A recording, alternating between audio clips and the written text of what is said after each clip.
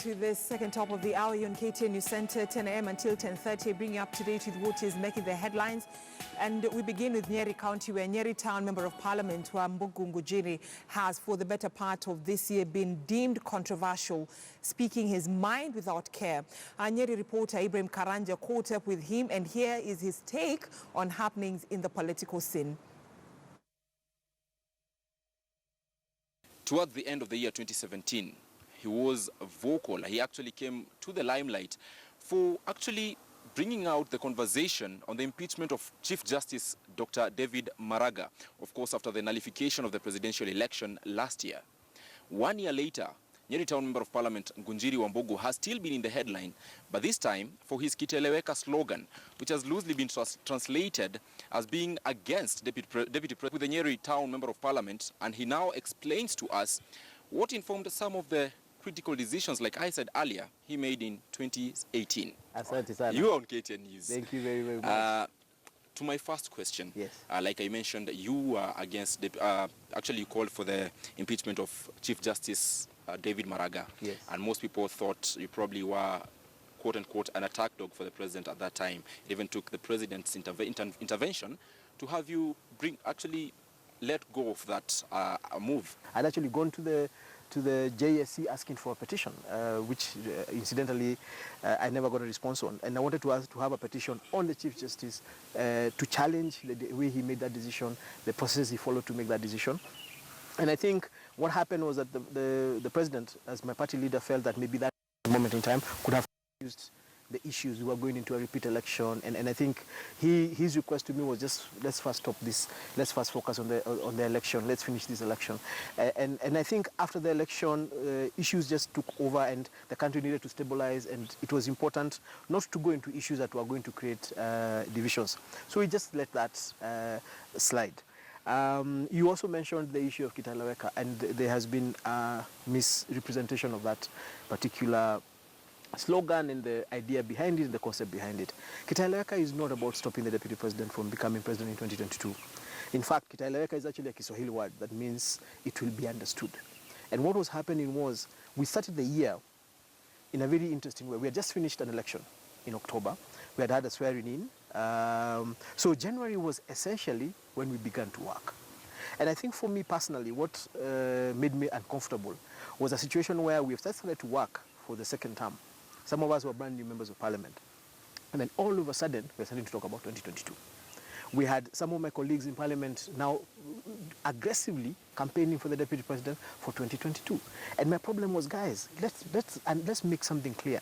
We have just gotten to work. We have 4 years to go. The president had been categorical in public and in private, telling us, especially as members of parliament from Jubilee, that he needed us to focus on working. There had been a conversation about debt, politics of debt, where some people were trying to present the issue as looking like members of the Kikuyu community, members of the Mount Kenya region, owed the deputy president a political debt because he had supported the president for the first term and during the second term. And my position, which I still strongly hold, is that when the president and the deputy president came together in 2013, they came together based on an agreement, on an arrangement. We were going to get into government, we were going to work together in this government, you're going to hold this position, you're going to have influence in this position, and I'm going to support you this way. When we get into 2022, the conversation we're going to be having has to be about post-2022.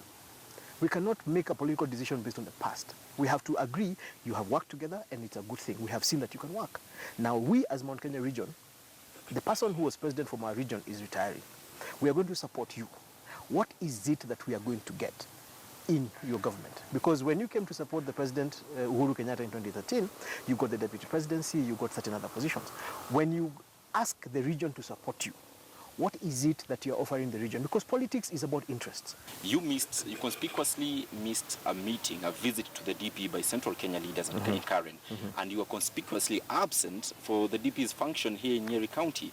What informed that? What is it that Kenyans need to know from your decisions? I think first and foremost, during those two visits, there was a visit to the deputy president. One of the things that people don't talk about is that immediately after nominations, we actually had a visit to the deputy president's home as people who had been nominated, including the former governor, Kuru. We were having a Kuru. We actually went to the Deputy President's residence and we had lunch with him. The second meeting that was arranged, I think for me, part of the reason why I did not attend that meeting was also because that conversation was beginning. And now started looking like people were going as delegations to the Deputy President to commit politically. And my position was, I cannot be making political commitments to a candidate, because now we were not going to visit him as the Deputy President. At that moment, the way these visits were being crafted, they looked like you were going to see him as a 2022 candidate. And my position was, look, I haven't even delivered to the people of Nyeri. This is my first month, second month at work. How do I then go and start committing the people of Nyeri and their vote? Are your decisions to skip the DP's functions at the expense of Nyeri Town constituency in terms of development? No, we have the Nyeri, for example, airstrip that was commissioned by the president when he was here recently. We have the road from Chaka to Kimathi that is being worked on. We have universal healthcare being done here, and Nyeri Town is like the headquarters of the county, so a lot of the benefits are coming here. We have the 2,000 houses that are going to be built in Nyeri County. A lot of them, of course, again, benefiting this place. We have quite a number of things that are happening, and I don't think any of those things has been based on whether or not you attend the Deputy President's visit. But a point in time where you seemed to be against him completely is when you called for the resignation or impeachment of the two majority leaders in the Senate and the National Assembly. Yes. And both of them, incidentally, are from his wing of Jubilee. So that seemed like an attack to William Ruto. I think first and foremost, this assumption that there are wings in Jubilee is wrong. Remember that, for example, Aden Duale represents the president, represents the government in National Assembly. Kipchumba Murkomen represents the government in Senate. This government, the leader of this government is the president. So my challenge to them was because the president had gone and made statements, made his position very clear on the issue of fighting against corruption. And we were seeing Kipchumba, for example, presenting the fight against corruption as if it was a personal fight and looking reluctant to support it. We were seeing Aden Duale, for example, on the issue of sugar, looking like he was saying something was going wrong. And my position was, look, if you do not believe you're going to align yourself to the president, you're still a member of parliament, you're still a senator. It doesn't go away. And during that visit, incidentally, all leaders, instead of waiting for the DP, went to State House to meet the president. Yes. Was that planned to have the DP's visit cancelled altogether?